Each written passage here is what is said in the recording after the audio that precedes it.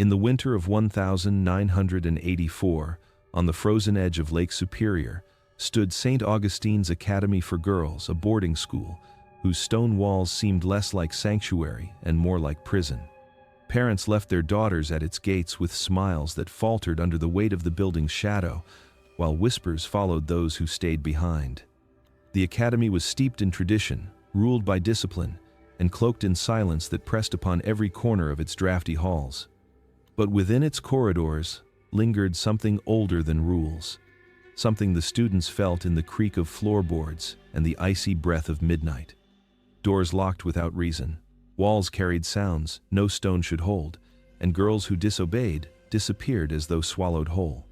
15-year-old Margaret O'Connor arrived with unease coiled in her chest, sensing what others ignored. St. Augustine's was alive, watching, waiting, and once the walls claimed you, there was no turning back. Sorry for the interruption. Where are you tuning in from? Drop it in the comments. The academy may have collapsed into ruins, but its secrets did not perish with the fire. The whispers still follow Margaret, curling inside her chest like smoke, calling her name in voices that are not her own. She cannot tell if they are pleading to be freed or if they are luring her to take their place. The sky was the color of ash when the cars began arriving in a slow procession along the frozen drive. Tires crunched over ice, engines coughed against the bitter air, and St. Augustine's Academy loomed larger with every yard closer. The school was stone and shadow, a fortress pretending to be a sanctuary. Its towers rose out of the pines like watchmen, each window dark, each spire tipped with frost that glistened beneath the pale morning light. Parents bundled in wool coats hurried their daughters out of warm cars, breath steaming as they pressed perfunctory kisses onto cold cheeks. Margaret O'Connor sat stiff in the back seat of her father's sedan.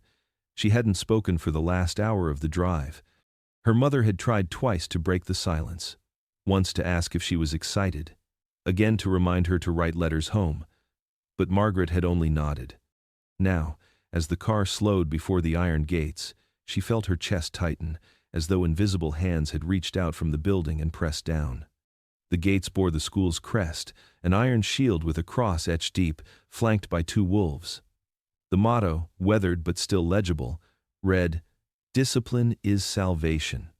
Margaret shivered, though the car's heater was still humming. Her father's hands tightened on the wheel. "Here we are," he said, the words more like an announcement than reassurance. The courtyard was a flurry of motion. Girls in gray uniforms, some new, some seasoned, shuffled under the eyes of matrons in black coats. Trunks were stacked in neat rows, the kind of order that looked too precise to be accidental. A bell tolled from the main tower, the sound sharp, metallic, echoing across the snow-laden pines. Margaret stepped out of the car, boots sinking into slush, and pulled her coat tighter. The cold found her instantly, biting at her fingers despite the knit gloves her mother had insisted she wear. All around her, introductions unfolded in strained smiles. Parents spoke quickly, as if eager to finish the ritual and leave. A girl no older than Margaret clutched her mother's sleeve, begging not to stay. Another stood silently beside her father, eyes fixed on the ground, refusing even to glance at the academy looming above them. The matrons moved with efficiency, their presence like vultures circling carrion, waiting for parents to release their grip, waiting for the moment of separation. Margaret's mother touched her shoulder. "You'll do fine here," she said, but her voice wavered, betraying uncertainty. Her father was less delicate. "This school is a privilege," he muttered, lifting her suitcase from the trunk and setting it on the icy stones. His breath rose in short, annoyed bursts. He had already turned back toward the car when Margaret reached out and held his sleeve, just for a second. He froze, looked down at her hand, then pulled away gently, as though embarrassed. From the grand steps of the academy, a figure appeared. Headmistress Evelyn Crowe, her presence silenced the courtyard without a word. She stood tall, thin as a shadow, her hair drawn into a knot so severe it seemed to stretch her face. Her lips were pressed into a line that might have been mistaken for a smile, if not for the sharpness of her eyes. She raised her gloved hands once, and the entire courtyard stilled. Girls, she called, her voice crisp, carrying effortlessly through the cold. St. Augustine's will shape you. It will refine you. Here you will shed all weakness. You will become more than what you are. Her gaze moved across the courtyard like a blade, slicing through the crowd until it landed, briefly, on Margaret. For a moment, Margaret felt pinned, as though the headmistress had plucked her from the crowd and nailed her in place. Then the gaze shifted, and the spell broke. Parents murmured farewells, some rushed, some tender. Margaret's mother kissed her on the forehead, leaving a damp warmth that the wind quickly stole. "Be good," she whispered. Her father said nothing else, only climbed back into the car. The engine started, tires spun, and the sedan rolled away, swallowed by the drifting snow. Margaret stood alone now, suitcase at her side, staring at the school. The stone walls seemed to breathe in the morning fog, alive in their own terrible way. A matron gestured for her to join the line of girls ascending the steps. She obeyed, though each step felt heavier than the last. At the top of the stairs, the headmistress was waiting. As Margaret passed, she heard the faintest murmur, so soft it might have been the wind. "Discipline is salvation, Miss O'Connor." Margaret froze. She hadn't given her name. The great hall of St. Augustine's was cavernous, its vaulted ceiling disappearing into shadows that the meager light of iron chandeliers could not fully dispel. The walls were stone, cold and unyielding, lined with portraits of past headmistresses who stared down with grim, painted expressions. The scent of polish and damp mortar mingled with something faintly metallic, as if the very air had been steeped in iron for centuries. Rows of girls stood in careful formation, their trunks and belongings taken from them at the door. Their gray uniforms seemed to drain the color from the room, though some wore them uneasily, shoulders hunched, hems tugged at nervously. A low murmur ran through the crowd, hushed giggles and whispered introductions, the uncertain noise of children trying to mask their dread. But the sound dissolved the instant. The tall wooden doors creaked open, and Evelyn Crowe entered. The headmistress did not walk so much as glide, her long black coat brushing the floor like a second shadow. Her hair, iron gray, was pulled into a bun so severe that it seemed to stretch the lines of her face into permanent severity. Her mouth curved upward in something like a smile, though it was the kind of smile that bore no warmth, sharp, deliberate, carved rather than born. Her eyes swept across the room once, and in that single glance, the hall fell silent. She stopped at the center dais, beneath the largest portrait of all the Academy's founder, a woman with an austere expression and a gaze so piercing it seemed to follow Margaret where she stood. Evelyn removed her gloves slowly, finger by finger, each motion deliberate. She placed them neatly on the lectern before her and folded her hands. "Welcome," she said, her voice steady, resonant, carrying to the farthest corner without strain. The acoustics of the hall made her words echo, not just once but in layered whispers, as though the walls themselves repeated her decree. "You stand here not as children, but as vessels awaiting refinement. The world beyond these gates is full of chaos, weakness, decay. Here, you will learn order. Here, you will learn strength. Here, you will be saved from what the world would otherwise make of you." Her gaze moved over the students, pausing just long enough on each girl to leave a sting. When her eyes met Margaret's face, Margaret's breath caught in her throat. It felt like being measured, weighed, and found wanting, though no words had been spoken. "Discipline is our pride," Evelyn continued. "Discipline is salvation. Without it, you are nothing but dust waiting for the wind.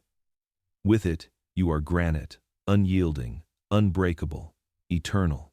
Remember this, every step you take within these walls, every breath you draw under this roof, is a chance to prove your worth." A chill spread through the room, though no window was open. Margaret could feel the girls around her stiffen, some trying to stand taller, others shrinking under the pressure of the headmistress's gaze. Evelyn's smile sharpened. "There are rules. You will follow them, not because you fear punishment, but because they will shape you." Disobedience here is not an error, it is a sickness, and sickness cannot be permitted to spread. At this, a ripple of unease passed through the girls.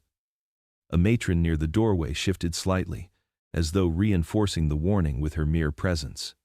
You will rise at dawn. You will attend lessons, meals, and services without hesitation.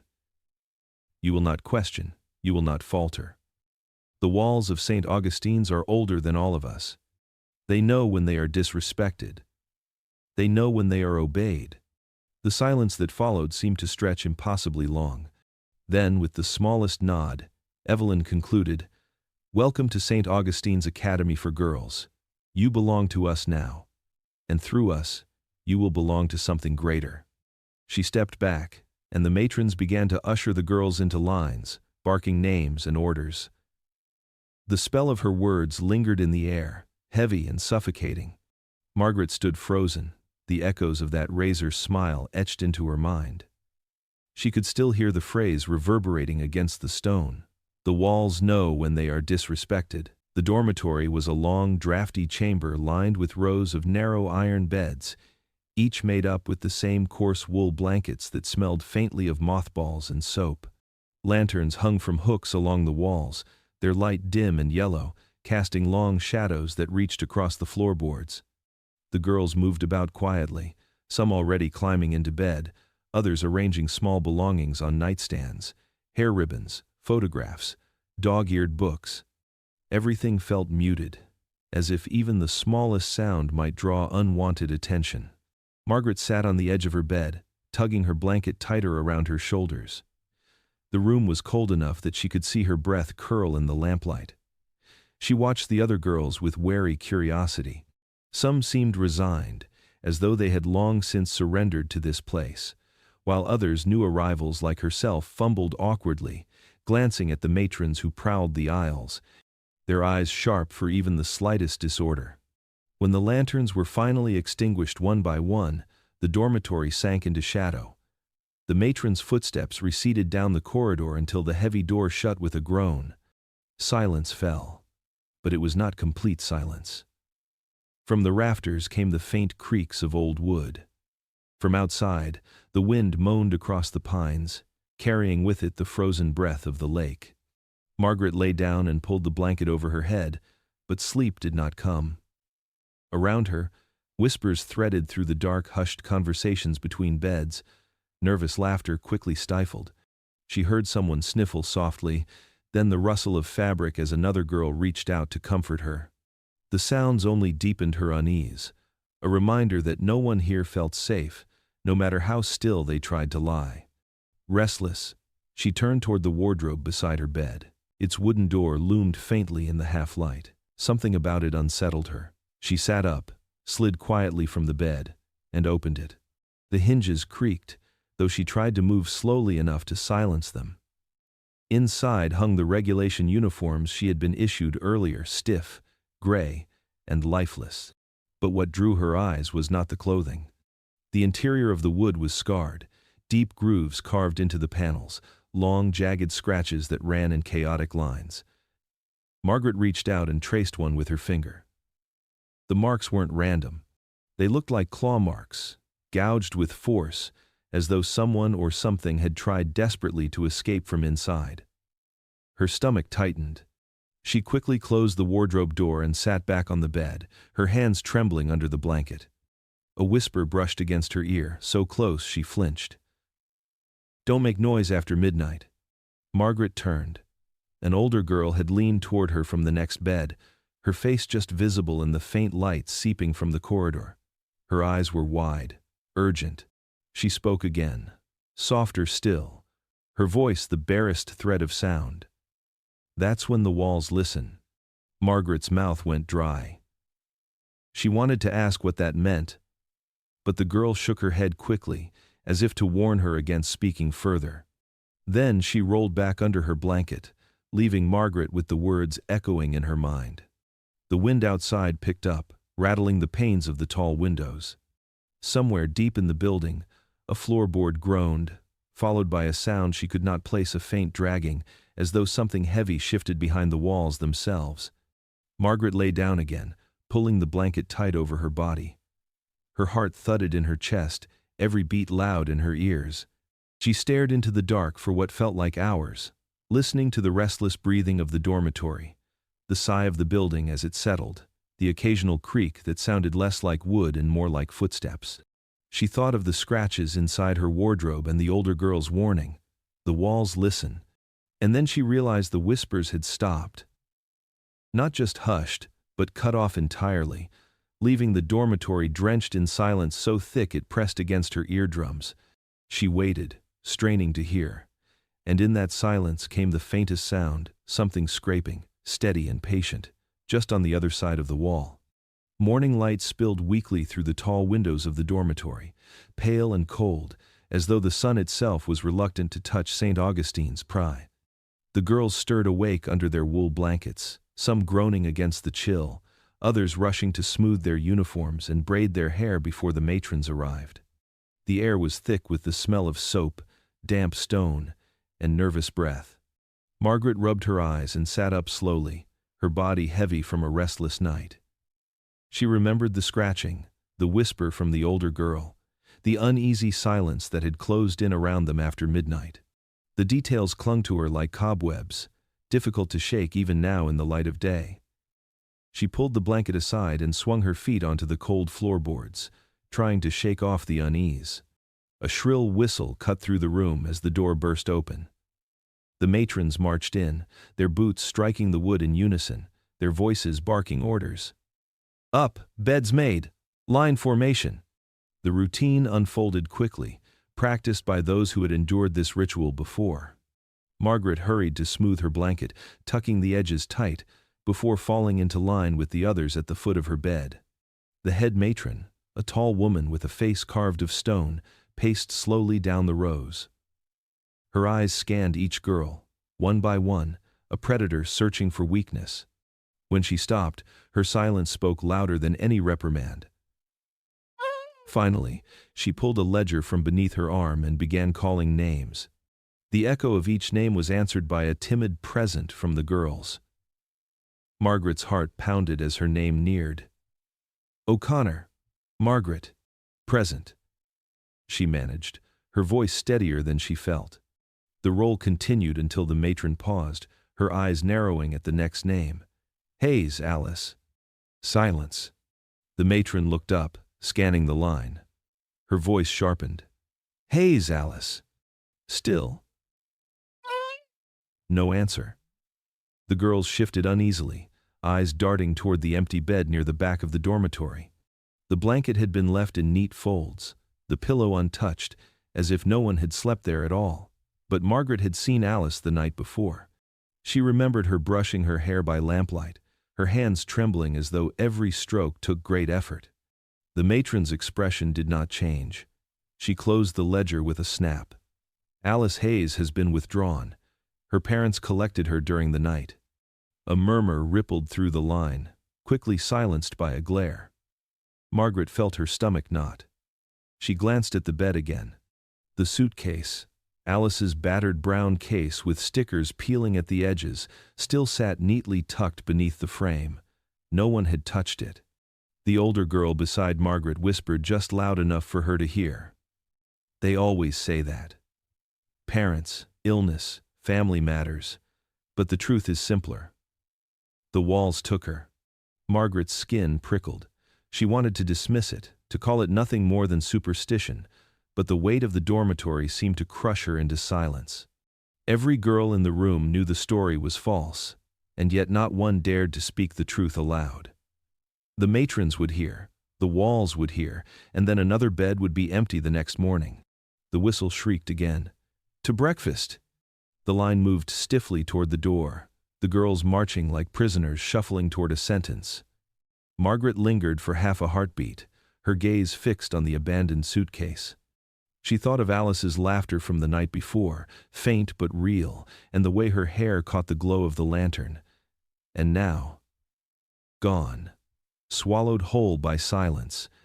As the line pulled her forward, Margaret cast one last glance at the bed. For a moment, she thought she saw the blanket shift, just slightly, as if someone had brushed a hand across it from underneath. The morning after Alice's disappearance, the girls were herded into the assembly hall, their shoes clattering across the flagstones as they moved in two neat lines. The building smelled of dust and old polish, the kind of scent that never faded no matter how much scrubbing had been done. A chill lingered in the air, seeping through the walls as if the winter outside had taken root inside the stone itself. The headmistress stood on the raised platform at the front, flanked by two matrons in their black coats. Behind her hung the massive red velvet curtain of the chapel, heavy and still, like a sentinel concealing something too dangerous to be seen. Margaret sat among the rows of benches with the other girls, her hands folded tightly in her lap. She felt the weight of the headmistress's gaze even before Evelyn Crowe opened her mouth.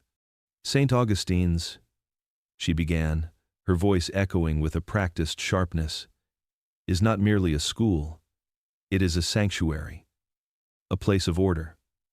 Order requires obedience, and obedience requires rules." The girls sat straighter. Silence thickened, heavy as the frost outside. "There are 3 rules," Evelyn said, her words measured and deliberate, each syllable striking like a hammer against an anvil. 3 rules that keep St. Augustine safe. You will memorize them. You will live by them. To break them is to invite ruin, both upon yourself and upon this house.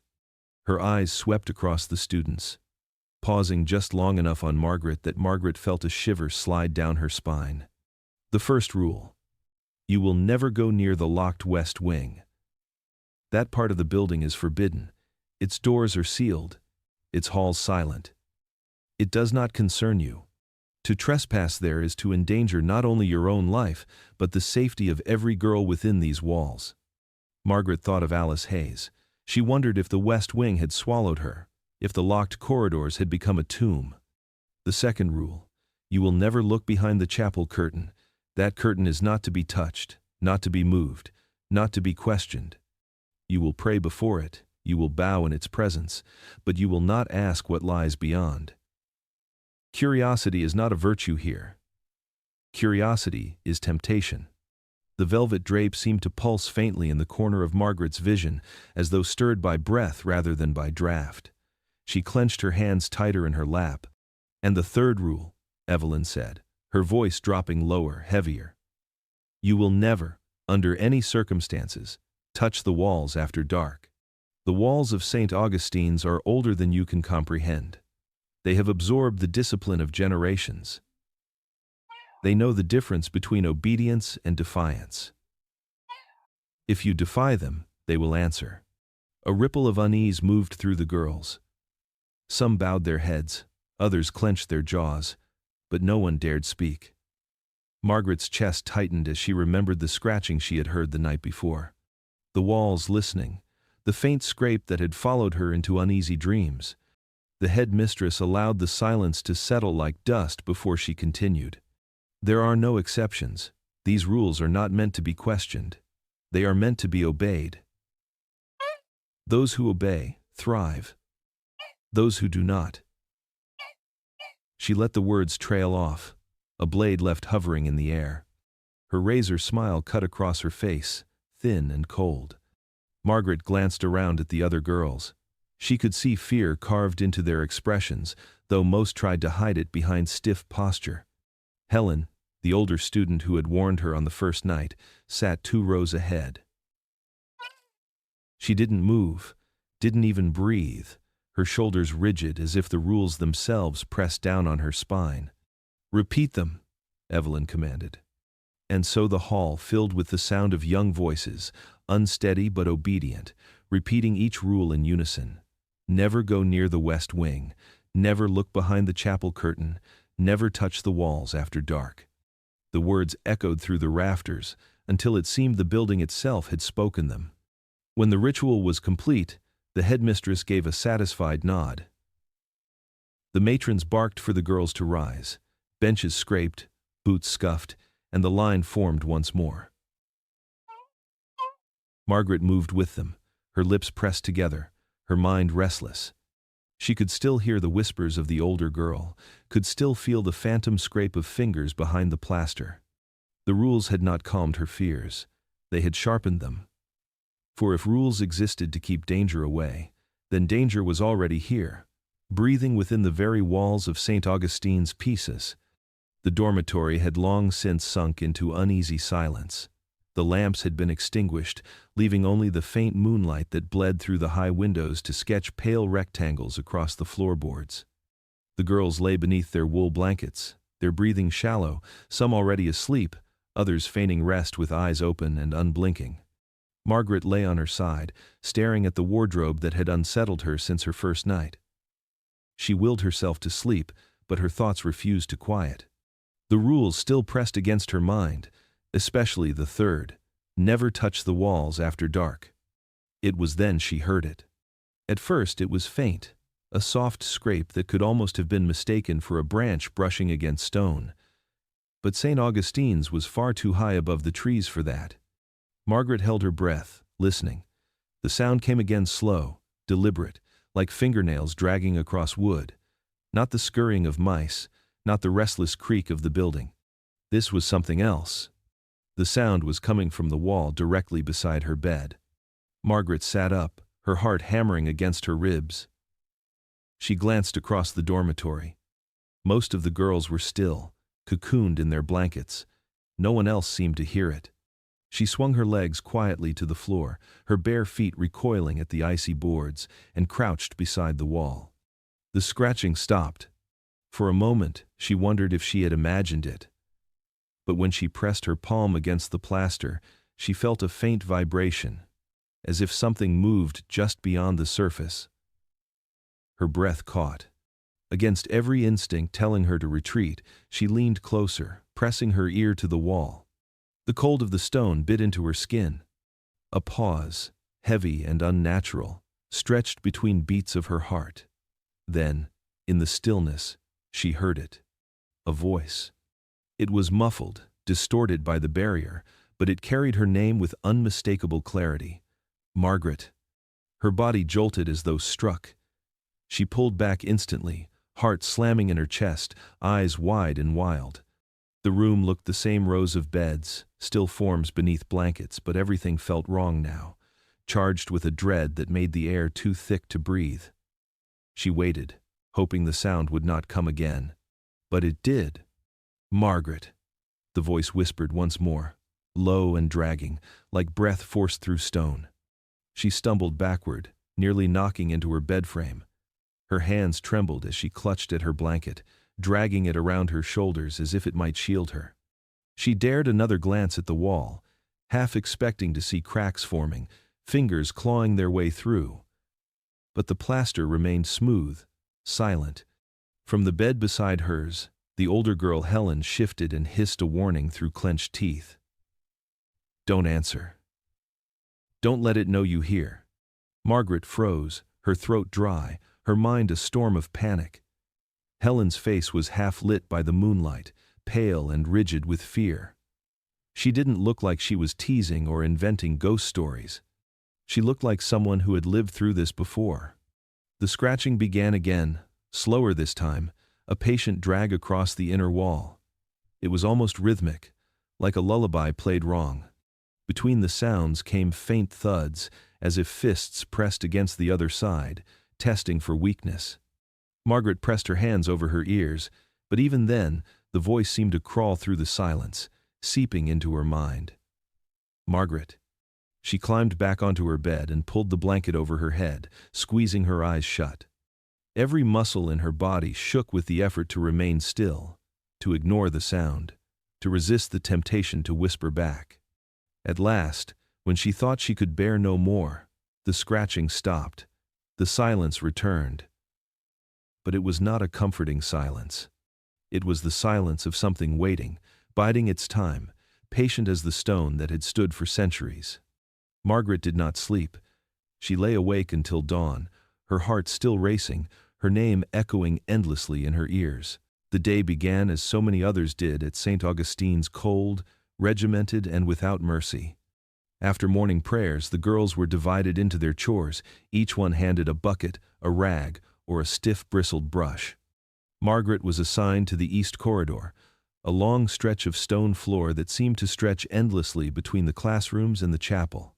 The air there was always damp, carrying the smell of mildew and chalk dust, and the dim light from the narrow windows painted everything in shades of gray. She knelt with the others, scrubbing until her knuckles burned, the bucket of soapy water already turning the color of ash. The matrons paced behind them with sharp eyes, quick to bark if a girl slowed her movements. Margaret kept her head down, letting the repetitive motion numb her mind. Anything to distract her from the voice she had heard the night before, the one still whispering at the edges of her thoughts. It was then that her brush snagged on something. The stone beneath her hand felt uneven. She paused, glancing to her left and right. The matrons were further down the corridor, focused on another group. Margaret leaned closer. One brick in the wall, just above the baseboard, was not flush like the others. Its edge jutted slightly forward. The mortar around it cracked as though it had been pried at before. Her pulse quickened. She dipped her brush back into the bucket to disguise her movements, then set it aside and pressed her fingers to the brick. It shifted under her touch, loose in its frame. She glanced again to be sure no one was watching. The other girls kept their eyes lowered, unwilling to risk curiosity. Slowly, carefully, Margaret worked her fingernails into the cracks and pulled. The brick came free with a muffled scrape. Behind it yawned a dark gap just wide enough for a hand to fit through. Dust puffed into her face, stinging her throat. She coughed lightly, disguising the sound as she reached inside. Her fingers brushed against empty air, then stone again. The gap was deeper than she expected. Her curiosity overcame her fear. She set the brick quietly beside her and leaned forward, pressing her face close to peer inside.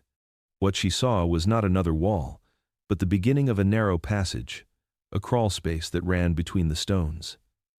The darkness inside seemed to breathe, a hollow vein in the building's body. Margaret's hand searched the edge, and that's when she felt its scratches in the stone.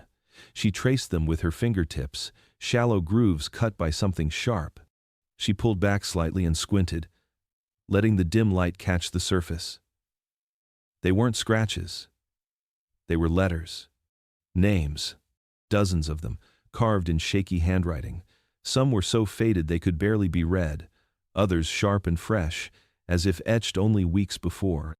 Margaret's stomach tightened as her eyes picked out one in particular. Alice Hayes. The name of the girl who had vanished only days earlier. Her heart pounded. She traced the letters again, certain she wasn't imagining them. Alice's name wasn't alone, there were many others. Unfamiliar names, too many to count, each one a fragment of someone who had lived here, who had left a mark before disappearing into silence. Margaret. Helen hissed from down the corridor, her voice taut with warning. The matrons were turning. Panic jolted Margaret into action. She shoved the brick back into place, pressing it as tightly as she could. Her hands trembled, her knuckles raw from the lime and the soap.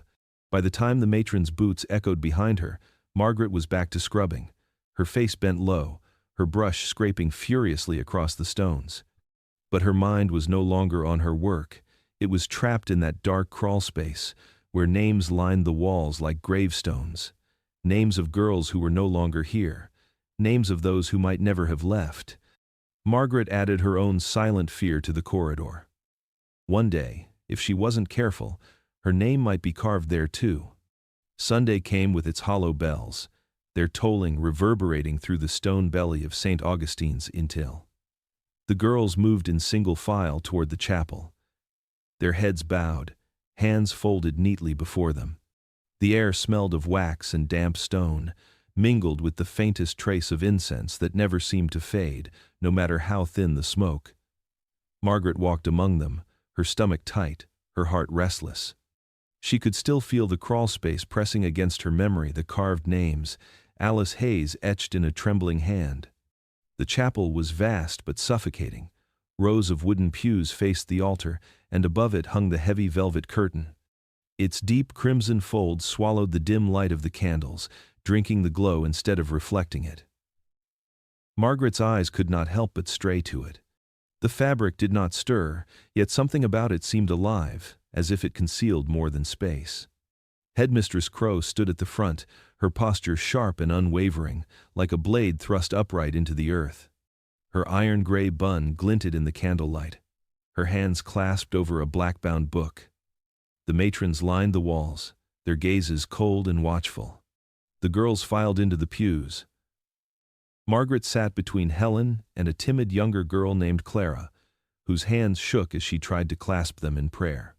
The air grew heavier with each moment, pressing against Margaret's chest, as though the very chapel had been designed to hold breath hostage. "Silence," Headmistress Crowe commanded. The word cut through the room like a lash. Not even the shifting of fabric or the creak of a pew followed it. The silence was absolute, deeper than absence of sound, an imposed stillness, like the hush of a forest before a storm. Crowe's voice rose, each syllable deliberate, her tone more incantation than sermon. "Order is our salvation. Discipline is our shield. Obedience binds us to safety." The girls echoed softly. "Obedience binds us to safety."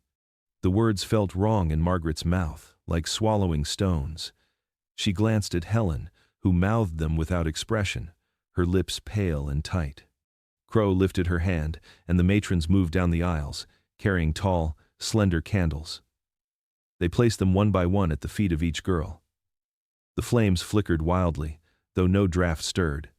Margaret's candle seemed to tremble, its flame bending toward the curtain as if drawn by an unseen breath. Behind the velvet, something shifted.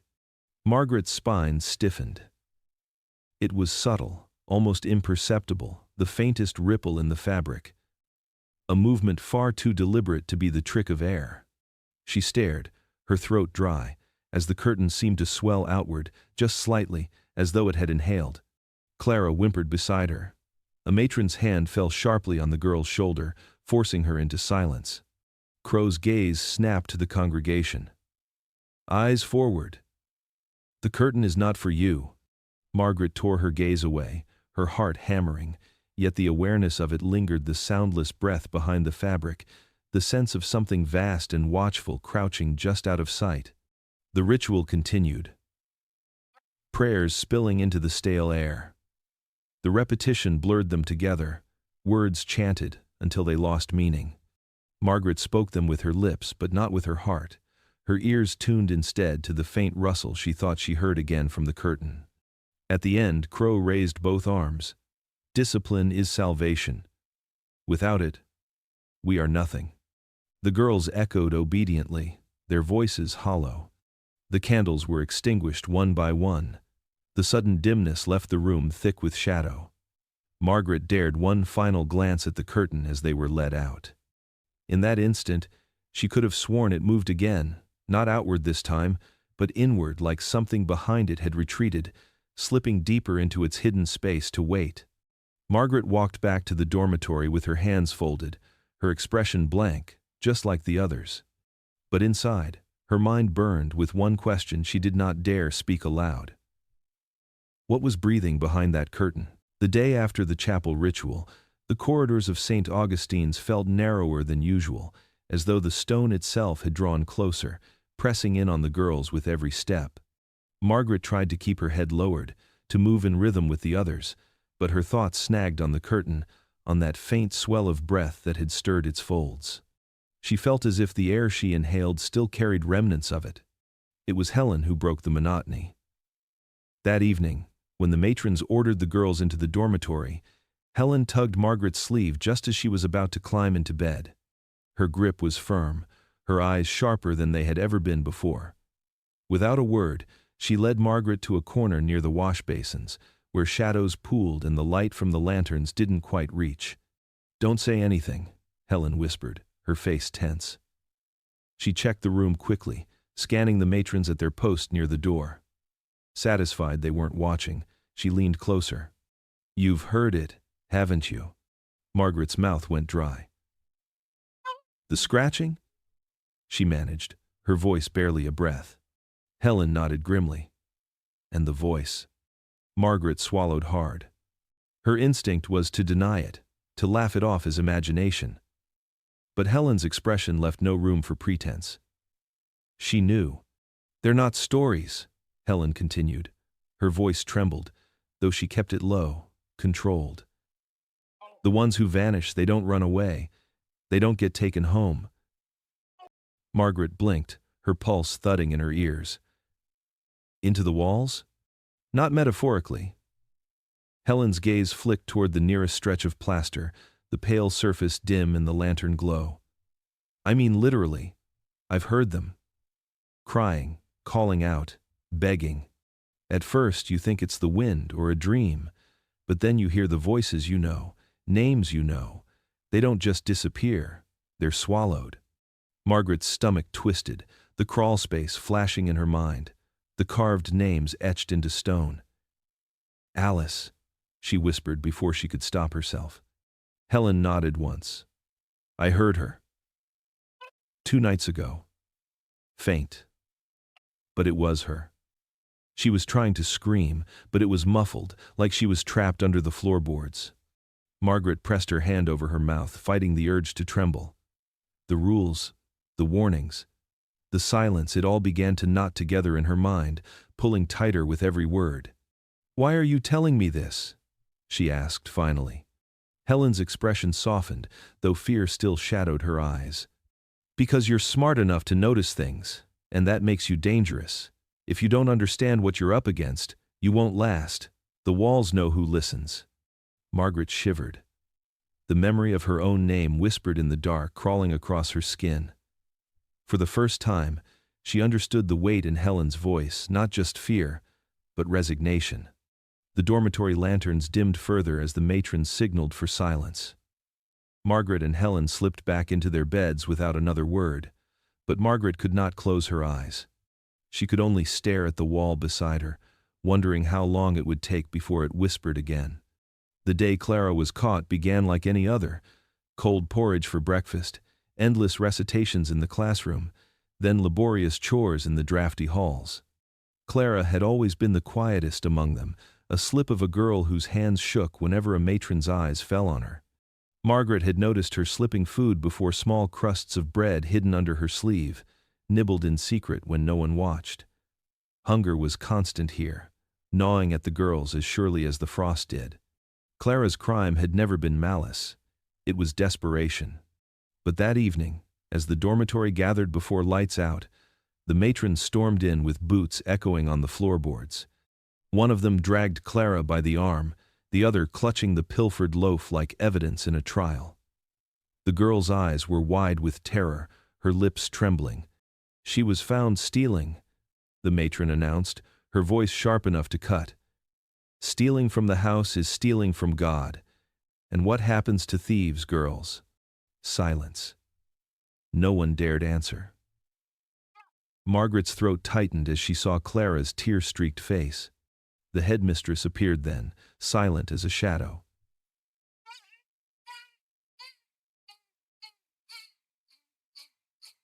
Evelyn Crowe's expression was unreadable, her razor smile hidden tonight. She looked at Clara as one might look at a stain, something offensive, something to be removed. Tonight, she said, her voice cold and deliberate, you will learn the cost of disobedience. The matrons barked for the girls to rise. They herded them barefoot down the corridor, the cold stone biting their souls, past familiar classrooms and prayer halls, until the air itself seemed heavier. They stopped at a set of double doors, tall and bolted, marked with iron that had long since rusted. Margaret felt her breath catch. This was the West Wing, the forbidden place. Clara whimpered as the matrons pulled her forward. She stumbled, nearly falling, but their hands clamped around her arms like shackles. The other girls stood in a rigid line, too frightened even to cry. Margaret's heart pounded as she realized what was happening. The headmistress wasn't merely punishing Clara. She was making a spectacle of it, a lesson carved into their memory. Remember the rules, Crowe said, her voice echoing in the stone corridor. They exist for your salvation. To break them is to forfeit it. The doors groaned as they opened, revealing only darkness within. A draft of air swept out, colder than winter, carrying with it a faint, sour smell that turned Margaret's stomach. Clara screamed then, thrashing against the matron's grip. Her pleas rang out in the hallway, high and shrill, but no one moved to help her. No one dared. The matrons dragged her across the threshold, her cries dissolving into the blackness beyond. The doors slammed shut behind them with a final thunderous boom. The headmistress turned her gaze back to the dormitory girls, her eyes like shards of ice. "You have witnessed discipline. May it strengthen you." Then she dismissed them. Back in the dormitory, the silence was unbearable. The beds creaked as the girls lay down, but no one spoke. Clara's bed remained neatly made, her candle stub still on the nightstand, as though she had never existed at all. But Margaret knew she had, and she knew, with sick certainty, that the West Wing had her now just as it had Alice, just as it might one day have her. The chapel was colder at night, stripped of the false warmth the candles and voices gave it during the day. Margaret crept through the heavy doors, her bare feet silent on the stone floor. The silence felt dangerous. Every sound she made amplified until she was certain someone would hear her. Still, she moved forward, her breath shallow, her eyes fixed on the velvet curtain at the front of the room. The rules echoed in her memory. Never look behind the chapel curtain. They had been drilled into her, repeated until they seemed to stitch themselves into her skin. But Clara's screams still rang in her ears, the image of the West Wing's doors slamming shut, replaying again and again. Rules had done nothing to save her. Perhaps behind the curtain lay the truth, something worse, but something real. Margaret's candle flickered as she approached. The wax dripped hot against her knuckles, but she barely noticed. The curtain towered above her, red and heavy, its folds dark with shadow. She hesitated only a moment before her hand shot out and gripped the fabric. It was heavier than she expected. She had to tug hard, the velvet resisting as though it did not wish to move. At last, the curtain shifted aside, revealing what it had hidden for so long. Her heart stopped. Behind it was no altar, no relic or holy ornament. It was a wall. A stone wall, seamless and gray, sealed tight. Thick iron locks, dozens of them, hung across it like chains, their keys nowhere in sight. Some were ancient, black with rust, others newer, gleaming faintly in the candlelight. It was not just sealed, it was imprisoned. Margaret stepped closer, the hairs on her arms rising. The wall seemed to hum faintly, as if alive. She raised her candle, the light stretching upward, and that was when she saw it. The outline of a hand. It pressed outward from the stone itself, its shape blurred but unmistakable. Fingers splayed, palm flat, straining against the barrier. Margaret froze, unable to breathe. For a terrible moment, she thought it might burst through, the stone crumbling like ash to let it out. Then she saw another hand, smaller, lower down. Then another, higher, twisted at an angle as though clawing. The faint pressure of them bulged the wall just enough to catch the light. And then movement. The largest hand shifted, pressing harder, dragging slowly as if searching for purchase. Margaret staggered back, her candle sputtering. She swore she heard something too, a muffled sound, faint as breath caught behind a door, a cry, or perhaps a name. Her courage shattered. She dropped the curtain, letting the velvet fall back into place. The chapel returned to silence, the wall hidden once more. But Margaret could not forget the sight, nor the truth carved into her memory. There was something alive behind the curtain, and it wanted out. The library was the only place in St. Augustine's that ever felt remotely safe. Its dust-heavy air carried less menace than the dormitories, and the rows of tall shelves gave the illusion of shelter. Yet Margaret knew that even here, the rules pressed in on her. The matrons watched who lingered too long, who dared to stray beyond the main aisles. And beyond the tall oak desk where the librarian perched was a roped-off alcove, the restricted section. She had noticed it before. Shelves deeper, older, their books bound in cracked leather, their spines faded by time. Once or twice she had seen Headmistress Crowe disappear behind the rope, returning with a volume that looked older than the school itself. That alone was enough to light the spark of Margaret's curiosity. Tonight, with the matrons distracted by the younger girls, she saw her chance. Margaret slipped quietly past the rope, her candle clutched low so its glow did not betray her. Dust coated everything, thick and undisturbed. The smell was different here, less of paper and more of mildew, a scent of things left sealed too long. Her fingers brushed along the spines until one caught her eye. A thick, leather-bound book, its cover warped with age, its brass clasp broken. The binding groaned as she lifted it free, sending a puff of dust spiraling into the air. She laid it on a low table and opened it carefully, the pages brittle beneath her touch. It was a ledger. Names filled the columns, written in a neat, formal hand. Each name was paired with a year, some as far back as the 1802nd. Margaret frowned, tracing her finger down the lists. Whole groups of girls appeared and disappeared with each decade. Next to many names was a single word, scrawled in ink darker than the rest. Resolved. Her throat tightened. The word repeated again and again, always clustered, always beside groups of students. Resolved. Not graduated. Not transferred. Resolved. Margaret turned the pages faster, her stomach churning. The pattern was clear. Every 10 years, a wave of names appeared, only to be marked within months. Entire dormitories wiped clean with a stroke of the pen. Her hand trembled as she reached the most recent entries. The ink here was fresher, the names familiar. Alice Hayes was there. Clara, too, a thin line drawn through her name as if she had already been claimed. Then her heart froze. At the very bottom of the page, faintly penciled as though not yet inked, was her own name, Margaret O'Connor. No date beside it, only the outline of inevitability. Her candle flickered, nearly dying. She slammed the book shut, bile rising in her throat. The sound of the clasp snapping echoed too loudly in the silence, and for a moment she swore she heard footsteps approaching. She shoved the ledger back onto the shelf, her fingers clumsy, her breath shallow. When she slipped out from behind the rope, the library looked the same as it always had. Silent, shadowed, harmless. But Margaret knew better. Her future was already written, waiting to be resolved. The storm was still a rumor on the horizon, but Margaret clung to it like salvation.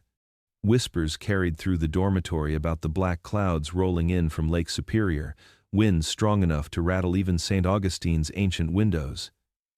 It would be the perfect distraction, Helen said. The matrons would be too busy keeping the shutters barred to notice 4 girls slipping away. They gathered in the washroom after lights out, the pipes groaning overhead to cover their voices.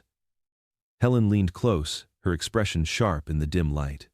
Beside her crouched Margaret, Clara's empty absence echoing in both their thoughts, and across from them were Ruth and Sarah, 2 older girls who had each lost friends to the vanishings. Their faces were set, brittle with fear but fierce with determination. "We go through the crawl spaces," Helen whispered, her voice low but urgent. "The one Margaret found by the east corridor. I've mapped where it leads. It runs behind the dormitories, past the chapel, all the way to the outer wall." Margaret felt her chest tighten at the memory of the carved names.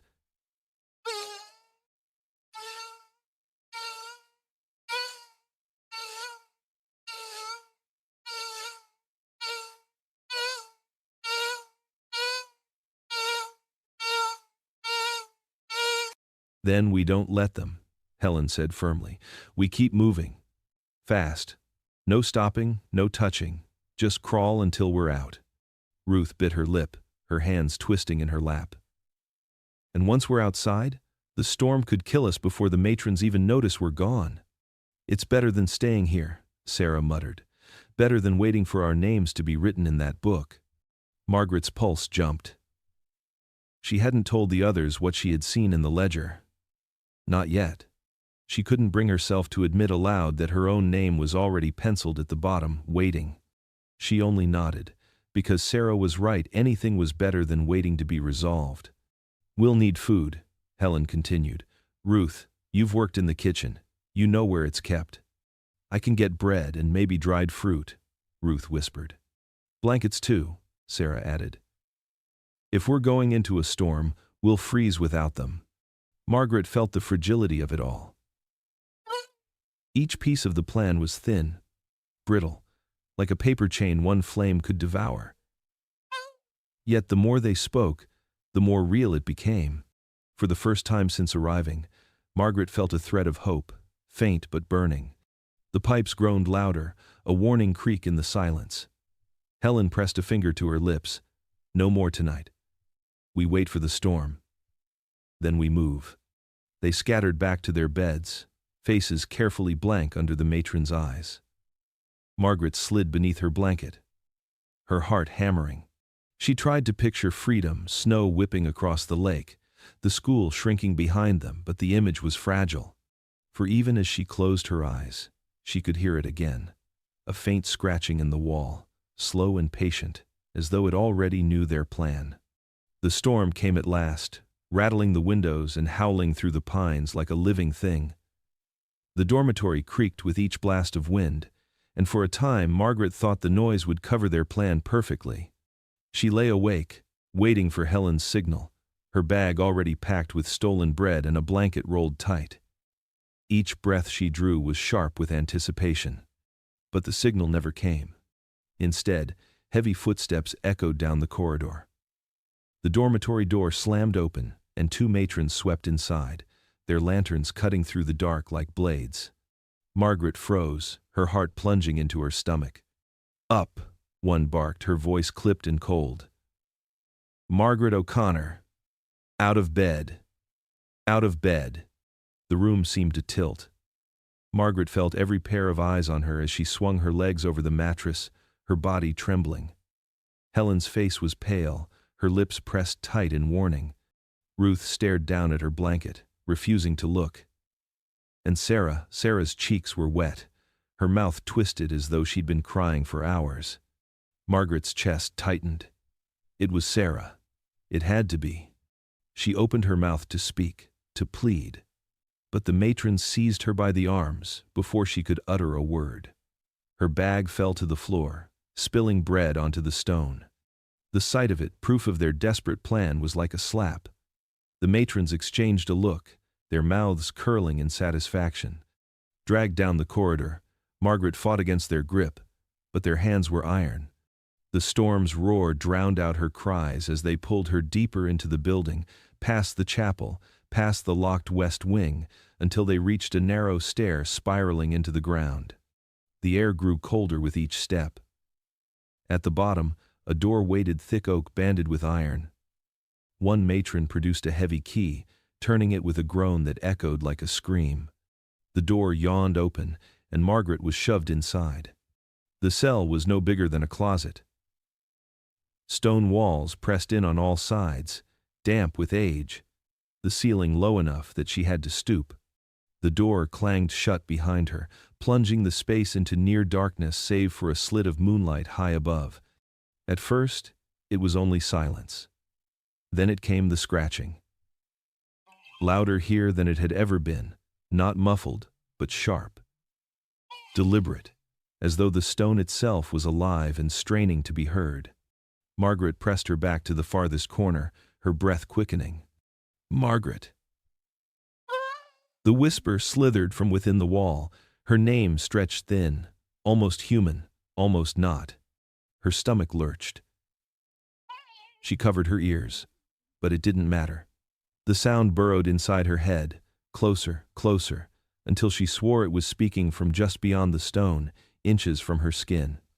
In the suffocating dark, Margaret realized that the walls weren't only listening, they were waiting. The cell had no clock, no measure of time but her own shallow breaths. Margaret paced it first, her fingers tracing the stone until she knew every bump, every chill patch. The scratching came and went, sometimes distant, sometimes pressed so close she could feel the vibration against her ribs.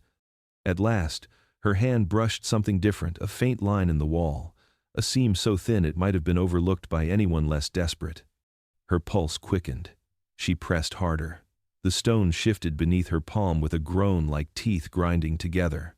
Margaret staggered back as a crack split downward, spilling dust onto her bare feet. She shoved against it with both hands, ignoring the sting in her shoulders, until the slab tilted inward.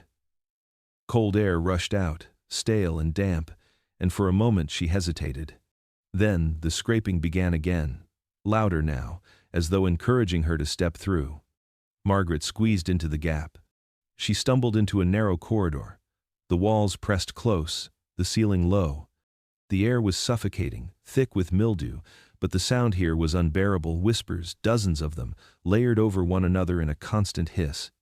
They came from every direction, slipping in and out of meaning. Some were pleading, some were warning, others nothing more than sobs drawn out into eternity. Her candle had been lost in the cell, but her eyes adjusted slowly to a pale glow emanating from the stone itself, as if the mortar remembered the moonlight it once held. And then she saw them. Hands. Small, pale hands reaching out of the walls, their fingers writhing like roots through soil. Some curled as if begging for hers, others clawed at the empty air. The sight sent bile to her throat, yet she couldn't look away. Each hand was attached to an arm that vanished into the stone, as though the rest of the body had been swallowed whole. Margaret pressed herself flat against the opposite wall, trying to edge past without touching them. But the corridor was too narrow. A hand brushed her ankle, icy cold, its grip feather-light yet filled with desperation. She yanked free, her breath coming fast, but another hand snagged her sleeve, tugging as though trying to pull her inside with it. "No!" she gasped, her voice ragged. The walls answered with a fresh chorus of whispers, rising, overlapping, nearly deafening. For one terrible instant, she swore she recognized Clara's voice among them, calling her name. She ran. Her footsteps pounded against the unseen floor, the hands scraping at her as she passed, the whispers chasing her like a tide. The corridor seemed endless, bending and twisting, always leading deeper. Behind her, the crack she had entered through had sealed, vanishing into the wall as though it had never been there. And in that moment, Margaret understood. The walls were not just prison, they were labyrinth. And she was inside them now. Claimed like the others. Margaret slowed only when her legs refused to carry her further. The whispers dulled into a low hum, like a hive vibrating all around her. The corridor widened into a chamber, its walls jagged and damp, the stone alive with a faint glow that pulsed like breath. For a heartbeat she thought she was alone. Then she saw them. The walls moved. Not in great shifts, but in subtle, awful ways, stone flexing just enough to reveal the outlines of faces half buried in mortar. Eyes opened where there should have been rock, glassy and wet. They blinked at her, slow and deliberate, tracking her every step. Margaret stumbled backward, her hand over her mouth to keep from screaming. The faces were girls her age. Some younger, some older. She recognized them. Alice Hayes, her plait of hair pressed into the wall like a fossil. Clara, her eyes wide with terror but her lips frozen silent. Dozens more she couldn't name, stretching back into the darkness, their bodies fused to the structure itself. They were not gone. They were the walls. Margaret reached out instinctively. Alice's eyes flickered, glistening in the dim glow, desperate, pleading. But when Margaret touched the stone, Alice's mouth opened soundlessly, her lips forming words that no air could carry. Margaret could feel the vibration through the stone, the trapped voice thrashing against its prison. She yanked her hand back, bile rising in her throat. The horror of it pressed down on her chest until she thought she might suffocate. These weren't spirits. They weren't memories. They were alive, entombed, forced to listen and whisper and claw in their endless confinement. A hand jutted suddenly from the wall, inches from her face. It wasn't pale and limp like the others, but urgent, straining. Margaret flinched but did not retreat this time. She leaned closer, her breath shallow, and met the gaze of the girl it belonged to. Helen had told her once that disobedient students vanished into the walls, but Margaret had never let herself believe it fully until now. Seeing it, touching it, burned the truth into her bones. She pressed her ear to the cold surface, desperate to catch some fragment of their voices. Faint vibrations thrummed through, fragmented words just beyond sense. It was like listening to a radio locked on the wrong frequency, but she could make out fragments. Help. Still here. Please. Margaret staggered back, tears blurring her sight. The weight of their gazes followed her. Every girl who had disappeared, every name marked "resolved" in the ledger, was here, trapped forever. And the worst part was not the silence of their mouths but the pleading of their eyes, begging Margaret to do what none of them could. The scratching rose again, louder than ever, echoing through the chamber. It was not random, it was their voices, their only way of speaking. Margaret realized with a jolt that the walls weren't just alive. They were trying to be heard. Margaret didn't know how long she had wandered the wall corridors before she found herself near the chapel again. The air here was different, sharper, tinged with incense that leaked through the cracks. She crouched low, pressing her eye to a sliver in the stone, and what she saw on the other side froze her blood. The chapel was empty of students, its rows of benches swallowed in candlelight. Only one figure moved across the floor. Headmistress Evelyn Crowe. Her iron-gray hair was coiled tight, her long coat brushing the stone as she approached the velvet curtain. She carried a ring of keys that clinked softly, their sound too heavy for mere locks. Margaret's breath caught as Crowe pulled the curtain back. The wall behind it loomed, its surface restless in the flickering light, as if the stone itself breathed. The headmistress slid a key into one of the largest locks. With a grinding groan, it snapped open. She set the key aside and pressed her palm flat against the stone. Her voice carried, sharp and clear. Another week completed. Discipline holds, but obedience wavers. They must be reminded. The wall responded. Margaret could see it shift, bulging faintly as though something inside pressed closer. A low sound vibrated through the chapel. Not quite a growl, not quite a sigh, but something alive. The hairs on Margaret's arms rose. Crowe withdrew a thin black book from her coat, the ledger. She flipped it open and read aloud. Alice Hayes, Clara Whitmore, Margaret O'Connor. Each name seemed to thrum in the air, vibrating against the stone. The wall shivered, rippling like water disturbed. Margaret bit down a gasp. She knew then that the wall wasn't merely a prison. It was being fed. Yes, Crowe whispered, her razor smile sharp in the candlelight. You will have them. You will keep them obedient. Her voice trembled with reverence, as if she were speaking to a god. The wall pulsed in answer. Fingers pressed outward from within. Dozens at once. Their tips scraping against the barrier. Margaret's stomach turned as she realized they weren't random hands, they were the girls whose names had been spoken. The wall was claiming them, drawing them deeper with every syllable. Crowe locked the clasp again and drew the curtain shut with careful precision. She bowed her head for a moment of silence before turning away, her footsteps echoing against the chapel floor. Through the crack, Margaret's body shook with both terror and fury. The disappearances weren't accidents. They weren't punishments meted out by fate. Headmistress Crowe was feeding the girls to the walls, sacrifices in the name of obedience. And now, Margaret's own name was among them. The storm broke with a violence that shook the academy to its core. Wind screamed through the pine trees, rain lashed against the stone, and thunder cracked so close it rattled the dormitory windows. The building seemed to shrink against the onslaught, every corridor trembling with the force of it. For Margaret, it was the moment she had been waiting for. She had slipped back into the dormitories with dirt under her nails and terror in her chest, carrying the truth she had seen behind the chapel curtain. Helen was the only one she dared to tell. They whispered under the thunder's roar, their words ragged with fear and urgency. When Margaret spoke of the ledger, of Crowe unlocking the wall and feeding it names, Helen's face hardened into something sharp and unyielding. "They're alive in there," Margaret said, her voice shaking. "We can't leave them. We have to destroy it." "Then we burn it," Helen whispered. "The west wing is old timber.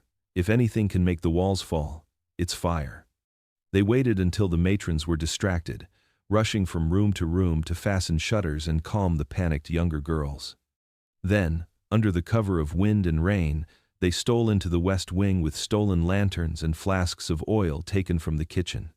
The air here was different, staler, heavier, as though the wing itself had been abandoned by time. Helen splashed oil along the floorboards while Margaret doused the walls, her hands trembling as she worked. "Are you sure about this?" Margaret whispered, glancing back toward the faint glow of the dormitories. "If we don't try, they'll take us next," Helen said. Her jaw was set, her hands steady even as the storm rattled the window panes. When the oil was gone, Margaret lifted the lantern. For a moment she hesitated, staring into the trembling flame. Then she hurled it against the wall. Glass shattered, fire leapt, and the west wing ignited like dry paper. The flames raced hungrily up the timber, roaring louder than the storm outside. Smoke curled thick and black, filling their lungs and stinging their eyes. Alarms clanged through the corridors, a shrill cry that sent students spilling from their dormitories in terror. Screams mingled with thunder, footsteps pounded overhead, chaos spreading like the fire itself. For a moment, Margaret felt a savage hope. The fire would devour the walls, tear them open, free the girls trapped inside. She thought she heard voices rising in the crackle of the flames, relieved, desperate, calling for release. But then the walls groaned. The sound was not the creak of wood or the collapse of stone. It was a deep, guttural moan that reverberated through the entire wing, shaking dust from the ceiling and rattling Margaret's bones. The walls did not crumble. They writhed. Flames licked at the stone, but instead of shattering, it seemed to convulse, as though the fire had struck flesh instead of rock. Hands pressed outward from the burning mortar, their pale skin blistering in the heat. Mouths opened soundlessly, eyes wide with agony, and the whispers rose into a collective wail that pierced the storm.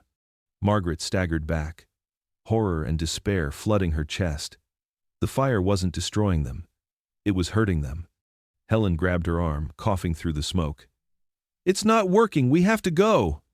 But Margaret couldn't move, her eyes locked on the writhing stone, the faces half-formed in firelight. The wall was alive, and it was in pain. Students screamed as matrons herded them into the courtyard, the flames lighting the storm-tossed night. Headmistress Crowe stood at the chapel steps, her silhouette calm against the inferno. She raised her arms as if conducting the chaos, her voice cutting through the storm like steel. "Obedience," she shouted. "Even fire cannot take you from obedience." The walls groaned again, louder, angrier, as if answering her call. Margaret felt the ground tremble beneath her feet, and in that instant she realized their act of rebellion had not weakened the academy. It had awakened it. The west wing was no longer a wing of the academy, it was a furnace. Flames leapt greedily from room to room, swallowing timbers and shattering windows, their roar a beast louder even than the storm outside. Smoke boiled through the corridors, thick and choking, forcing Margaret to crawl low, her lungs seared with every breath. The building that had once seemed immovable, eternal, now shook with each thunderclap, its stones groaning under the assault. She and Helen stumbled side by side, half blind, their hands clasped to keep from losing one another in the chaos. Behind them, students screamed as matrons herded them into the courtyard, but the smoke grew too heavy, too dense. The west wing was beyond saving, and Margaret knew it. Then came the crack. It was not the splinter of wood but the splitting of stone, a sound sharp enough to rattle teeth. The walls shuddered violently, sending fractures spidering across their surfaces. From those cracks spilled not just dust but fragments pale as bone. Margaret froze, staring as the mortar crumbled to reveal something embedded within jawbones, finger bones, ribs fused into the very skeleton of the school. The truth hit her like a blow. The academy wasn't built on the girls. It was built with them. A second crack split the ceiling, and a chunk of stone crashed to the floor beside her, spraying dust. Out of it poured a scream not from above, but from the wall itself. Voices erupted in unison, a chorus so loud it drowned the fire, the storm, even her own thoughts. Margaret clamped her hands to her ears, but it was useless. The cries weren't only sound, they vibrated through the stone, into her bones, into the very air. She stumbled forward, driven by instinct, clawing at the fractured wall with her bare hands. The stone gave way under her fingernails, crumbling like rot. Behind her, Helen shouted her name, but Margaret couldn't stop. Dust filled her mouth, blood smeared her fingertips, and still she tore at the wall until a gap yawned wide enough to slip through. Cold air rushed at her like a tide. For a split second she hesitated, her heart hammering as the voices behind her rose to a fever pitch, begging, warning, screaming. Then she shoved herself through the shattered brick, scraping her skin raw as she forced her body into the open. She collapsed into the snow outside, the freezing night biting through her clothes with merciless teeth. For a moment she simply lay there, gasping, her lungs heaving smoke and ash. Snowflakes stung her blistered skin, the storm lashing her hair across her face. Behind her, St. Augustine's writhed. The fire climbed higher, painting the sky in furious orange, while the walls pulsed like a living thing, their stone faces twisting, their mouths opening in endless soundless screams. The building seemed less like a school now than a creature in its death throes, its body splitting, its bones exposed. Margaret staggered to her feet, her legs unsteady, her vision blurred by smoke and tears. Around her, girls huddled in the courtyard, faces pale and terrified. Some clung to each other. Others stood rooted, staring at the inferno. None of them moved to stop her as she stumbled away from the shattered wall, into the storm's freezing arms. She had escaped the walls, but their voices followed, carried on the wind, echoing inside her skull. And deep down, she knew escape was not freedom. The academy was collapsing, but it was not dying. It was alive, and it would remember her. Morning came reluctantly, dragging pale light across a landscape that no longer resembled the world Margaret had known the night before. The storm had blown itself out, leaving the sky bruised purple and gray, the air brittle with cold. Snow blanketed the grounds, but it was streaked with black soot and scorched timber. Where St. Augustine's Academy once loomed proud and immovable, there now stood only ruins' walls jagged as broken teeth, their stone bleeding smoke into the pale dawn. Margaret stood in the snow at the edge of the courtyard, her blanket torn, her hair stiff with ash. Her legs trembled so badly she could barely remain upright. She was not the only survivor. Girls huddled together in clusters, their faces ghost white, their lips cracked blue with cold. Some wept softly. Others simply stared at the wreckage, as if their minds could not stretch to fit what had happened. Dozens had perished in the fire and collapse, matrons, teachers, students alike, but the strangest truth was the absence. Of Alice, of Clara, of all the girls who had vanished before, there was nothing. No bones, no bodies, not even remnants among the rubble. The walls had devoured them too completely. The ruins seemed to breathe. Margaret could not look at them without feeling the vibration deep in her chest, the faint, terrible pulse of something still alive. The stones jutted upward like ribs torn from a body, smoke curling between them like breath. Helen appeared beside her, her face blackened with soot, her eyes hollow. "They're gone," she whispered, her voice hoarse. "Every one of them." Margaret swallowed, but her throat was too raw to answer. Gone was the wrong word. Gone meant release, peace. What Margaret heard, what only she seemed to hear, told her otherwise. The whispers had not stopped. Even as snow fell softly onto the wreckage, even as survivors clutched each other for warmth and murmured prayers for the dead, the voices threaded through Margaret's mind. They were softer now, muffled like sound underwater, but they were constant. The girls in the walls had followed her out, their cries coiled in her skull, brushing against her thoughts like cold fingers. Sometimes they pleaded, sometimes they warned, and sometimes they only wept. She clutched her head with both hands, but it made no difference. The voices pressed closer, intimate and endless. "Help us. Don't forget us. We are still here." Helen reached for her arm, but Margaret jerked away, her eyes wide with terror. She wanted to explain, to confess what she heard, but the words tangled with the whispers until she could not tell where her voice ended and theirs began. The ruins of St. Augustine smoldered in the morning light, a carcass that would never truly die. The fire had not freed the girls. It had only loosened their prison. And now, they lived inside her, stitched into her mind, waiting for the moment they might be heard again. Margaret sank to her knees in the snow, her breath rising in ragged clouds. Around her, the others saw only a girl shaking with grief. None of them knew the truth that St. Augustine's had not collapsed. It had spread, and she was its vessel now.